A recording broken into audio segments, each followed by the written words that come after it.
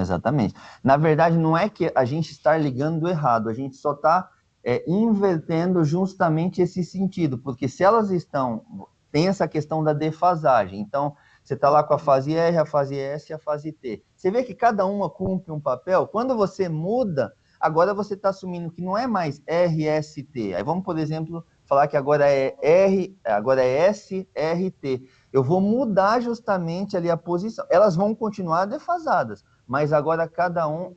Exato.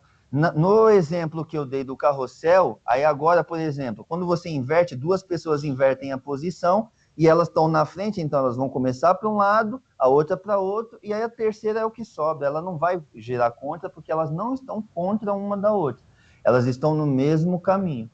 Mas tem essa questão da inversão, sim. Isso da parte do fechamento, a gente vai falar mais sobre isso, estrela, triângulo, inversão, mas na prática, mais essa base aqui, se vocês tiverem alguma dúvida, claro, relacionada, para a gente não desfocar demais, podem trazer, fiquem à vontade. Alguém quer comentar mais alguma coisa? A tensão menor gera uma maior corrente, né? No caso.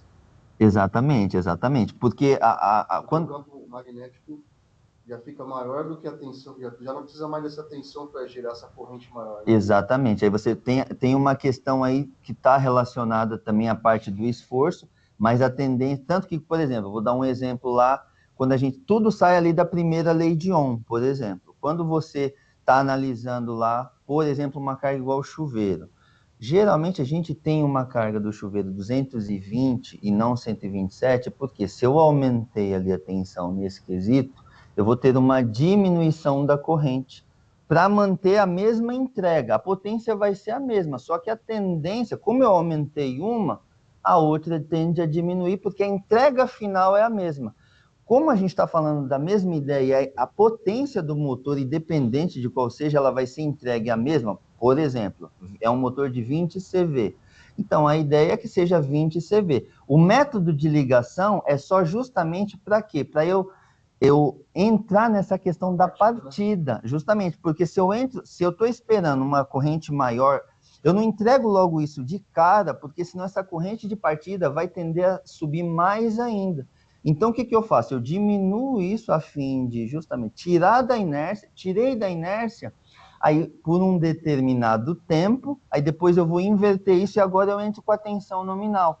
Já está meio que estabilizado, aí agora a tendência não é mais aquele pico absurdo. Aí a corrente, depois a gente vai ver nas curvas, demonstrando corrente da partida direta e da partida de, por exemplo, uma estrela triângulo, e depois uma partida com software, e depois com variador, fica nítida a diferença e a interação.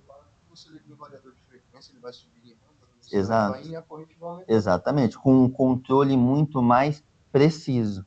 Ali, claro, vai envolver mais teoria ali de semicondutores, transistores de potência, que vão justamente converter essa energia elétrica num determinado momento. Essa corrente alternada, ela vai virar contínua. Depois que virou contínua, porque a corrente alternada, a frequência dela eu não controlo. A frequência de base da rede, 60 Hz no Brasil. Se eu quero mudar isso, o que eu faço? Primeiro eu converto. Então eu vou ter um circuito que vai converter isso para contínua. Agora que é contínua tem frequência? Não, a frequência da contínua é zero, porque ela não há variação. Se agora não tem frequência, agora eu vou criar um outro mecanismo para que eu controle a frequência. E eu vou fazer isso por meio de chaveadores. Eu vou chavear de tal forma que eu faça eu tenho um resultado similar a isso aqui, ó, mas não é necessariamente isso aqui. É igual quando você olha aí a defasagem das fases. Não está subindo e descendo, ou seja, ele está alternando. Quando eu pego da contínua e crio um circuito que é capaz de justamente agora modular, eu vou criar algo parecido. Claro, não é igual, porque aí a gente fala de modulação de pulso, é um pouquinho mais retangular, mas o motor elétrico ele vai sentir muito similar ao que tem aí. Tanto que eu posso agora eu não fico mais limitado só a 60 Hz. Eu posso subir além disso. Se o motor, claro, eu tenho que tomar, não é que eu estou falando que a gente vai chegar lá na nossa realidade e vai começar a usar os variadores de frequência subindo para 70, 80, 90 Hz. Não é isso. dá para fazer, mas tem um projeto. O motor ele foi projetado para funcionar numa determinada. Se você alterna a frequência, a gente vai alternar diretamente a rotação do motor. E se é um motor que foi projetado de 4 polos, que foi projetado para trabalhar com 1.770 RPM, isso não vai ser saudável para ele. Você vai ter um aumento absurdo de temperatura e desgaste do motor.